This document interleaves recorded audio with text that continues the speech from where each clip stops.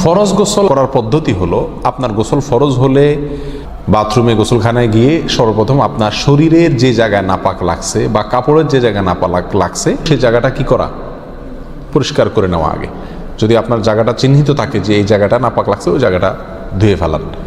এরপরে নামাজের জন্য যেভাবে আমি অজু করছি সেভাবে অজু করা। এরপরে অজু করা, হাতের কবজি ধোয়া, এরপরে কুলি করা, নাকে পানি দেওয়া, মুখ ধোয়া, হাতের কনুই পর্যন্ত ধোয়া, মাথা মাসা করা, এরকম অজু করা। অজু করার পরে এবার আপনি গোসল করেন।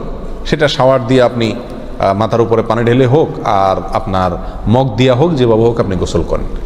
গোসল করা শেষ হয়ে গেলে, গোসল করে যখন বের হয়ে যাবেন, তখন যাওয়ার আগ দিয়া ওই যে পাও ধোয়া বাকি আছে হুজুর, যাওয়ার আগ দিয়া পায়ের ওখানে পানি ঢেলে টাকনো পর্যন্ত পাও ধুয়ে ফেললেন, বাস গোসল হয়ে গেল।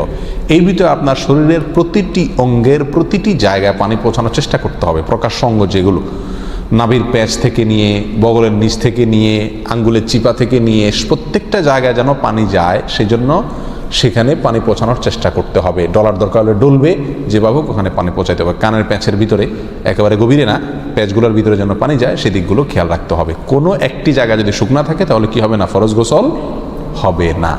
অতএব পরিপূর্ণ শরীর যাতে ধোয়া হয় সেদিকটা খেয়াল রাখতে হবে। নেল পালিশ ইত্যাদি বা কোনো রং টং ইত্যাদির কারণে যদি কোনো আবরণ থাকে শরীরের উপরে, তাহলে সেগুলো সরা নিতে হবে, তা না হলে কি হবে না, ফরজ গোসল আদায় হবে না। কথা, প্রথমে শরীর এবং কাপড় থেকে নাপাকগুলো ধুয়ে নেব, এরপরে অজু করব পূর্ণাঙ্গভাবে, পাও ধোয়া বাদে, এরপরে গোসল করব। আর বের হওয়ার সময় দোনো পাও টাকনো পর্যন্ত ধুয়ে তারপর বের হয়ে যাব। এই গোসলের সাথে আমার অজু হয়ে গেল। এই গোসলের পরে আর কি করার দরকার নাই, অজু করার দরকার নাই। অনেকে গোসলের পরে অজু করেন, এটা কোনো প্রয়োজন নাই। তবে কেউ যদি গোসল করা অবস্থায় তার পেশাব চলে আসে, অনেকে আছে পানির স্পর্শ লাগলে পেশাব বেশি আসে, তো গোসল করা অবস্থায় যদি তিনি পেশাব করে দেন বা অজুভঙ্গের কোনো কারণ তার ভিতরে আসে, তার বায়ু ছাড়লেন, তাহলে তো সেক্ষেত্রে অজু যেটা শুরুতে করছিল ওইটুকু তো আর নাই। তাহলে তাকে আবার কি করতে হবে, নতুন করে গোসলের পরে অজু করতে হবে। এ হলো মোটামুটি ফরজ গোসলের পদ্ধতি।